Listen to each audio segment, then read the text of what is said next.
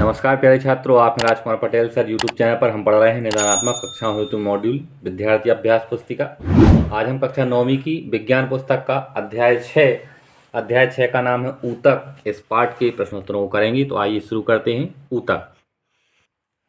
सबसे पहले सही विकल्प चुनिए। पहला है जिम्नोस्पर्म में पाया जाने वाला जल संवहन ऊतक है। इसका बा विकल्प सही है, वाहिका। प्रश्न क्रमांक दूसरा है पेरेनाइकाइमा कोशिका है, तो ये पतली भित्तीय दीवार है। पहला विकल्प इसका सही होगा। प्रश्न क्रमांक तीसरा है ऐच्छिक पेशियां पाई जाती हैं, तो ऐच्छिक पेशियां जो है पाद में पाई जाती हैं। बा विकल्प इसका सही है। प्रश्न क्रमांक चौथा है मनुष्य के शरीर में वसा का संचय होता है, तो मनुष्य के शरीर में वसा का संचय एडिपोज ऊतक में होता है। बा विकल्प इसका सही है।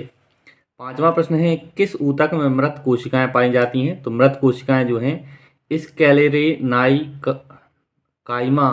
बा विकल्प जो है इसका सही आंसर होगा। प्रश्न क्रमांक छठवां है रक्त एक तरल संयोजी ऊतक है। आ विकल्प को हम सही करेंगे, तरल संयोजी ऊतक। प्रश्न क्रमांक सातवां है जाइलम फाइबर का कार्य, तो जाइलम फाइबर का कार्य जो है सहारा देना। पहला विकल्प इसका सही है। प्रश्न क्रमांक आठवां है दो अस्थियां आपस में जुड़ी होती हैं, तो दो अस्थियां आपस में जो है स्नायु से जुड़ी होती हैं। बा विकल्प इसका सही है। प्रश्न क्रमांक नौवां है प्रविभाजी ऊतक पाए जाते हैं, तो प्रविभाजी ऊतक पौधों में पाए जाते हैं। पहला विकल्प इसका सही है। 10वां प्रश्न है उपास्थि नहीं पाई जाती, तो वृक्क में उपास्थि नहीं पाई जाती है। सा विकल्प इसका सही है।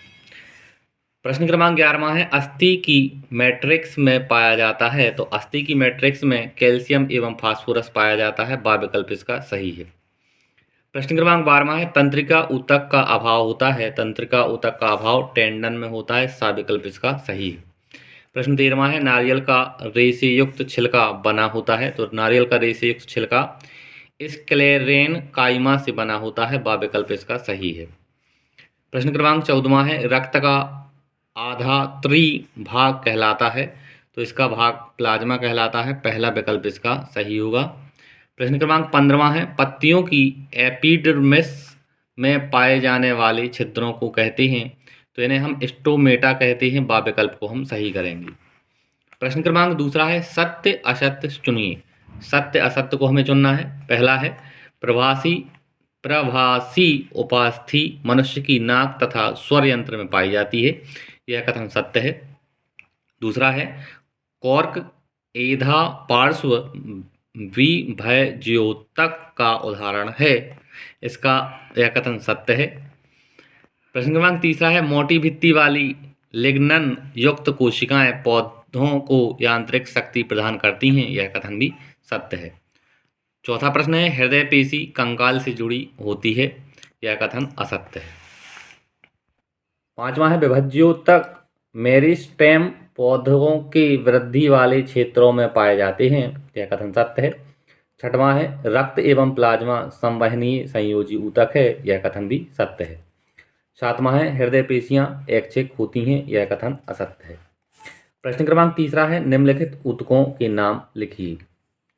पहला है ऊतक जो मुंह के भीतरी स्तर का निर्माण करता है, उसका नाम हमें लिखना है, तो इसका आंसर होगा सरल सल्की एपिथीलियम। प्रश्न दूसरा है ऊतक जो मनुष्य में पेशियों को अस्थियों को जोड़ता है, इसका उत्तर है कंडरा।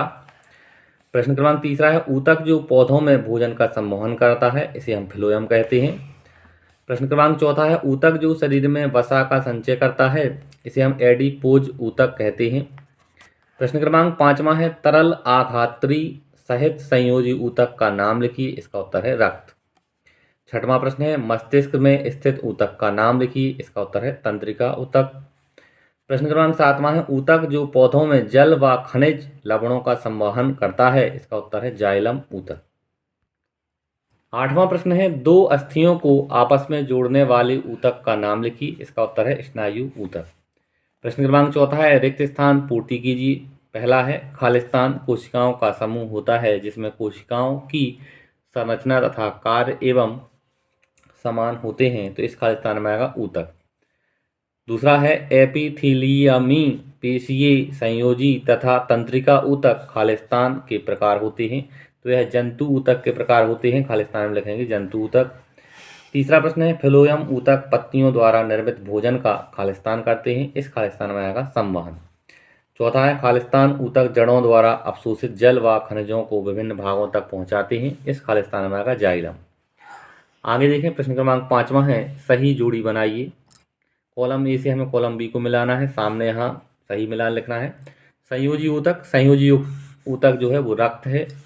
तंत्रिका ऊतक, तंत्रिका ऊतक का नाम न्यूरॉन। नारियल का रेशेदार छिलका, स्क्लेरिन काइमा। हृदय की पेशियाँ, इसका आएगा अनैच्छिक पेशी। आँख की पलक, इसका आएगा ऐच्छिक व अनैच्छिक पेशी। और पत्तियों से भोजन का परिवहन, इसमें आएगा फ्लोएम।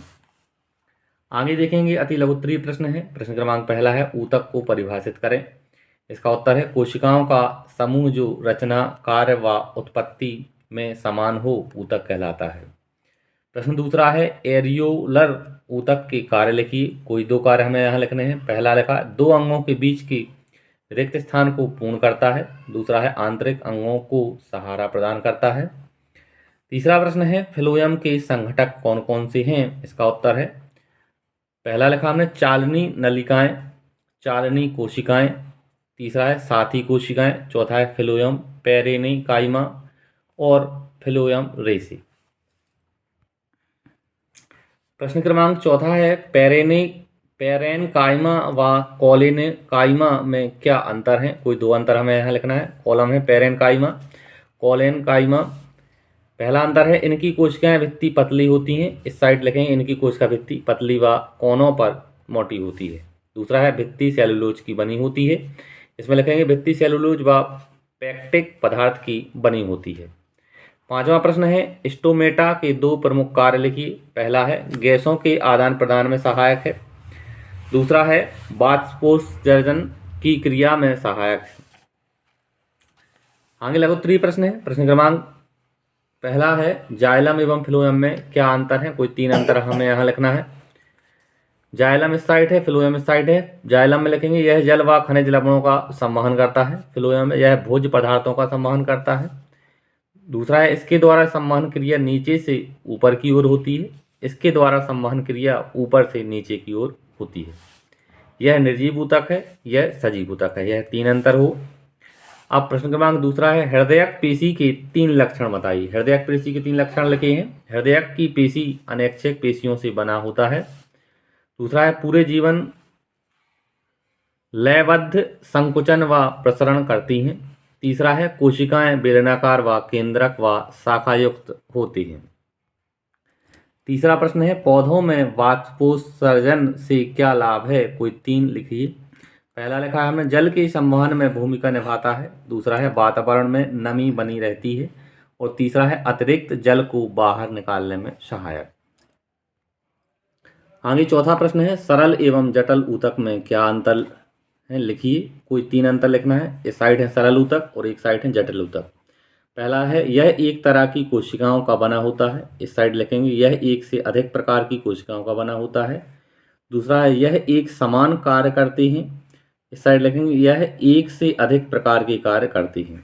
तीसरा यह पौधों को सहारा प्रदान करते हैं व भोजन का भंडारण करती हैं, यहाँ लिखेंगे यह संवहन का कार्य करती हैं। इस प्रकार से हमने इन प्रश्नों को किया।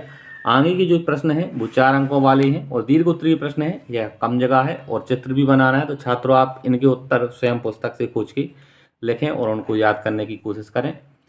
अगर आपको वीडियो अच्छा लगा है तो आप हमारे चैनल को सब्सक्राइब करें और वीडियो को लाइक करें, अपने दोस्तों के साथ शेयर करें। धन्यवाद। जय हिंद, वंदे मातरम।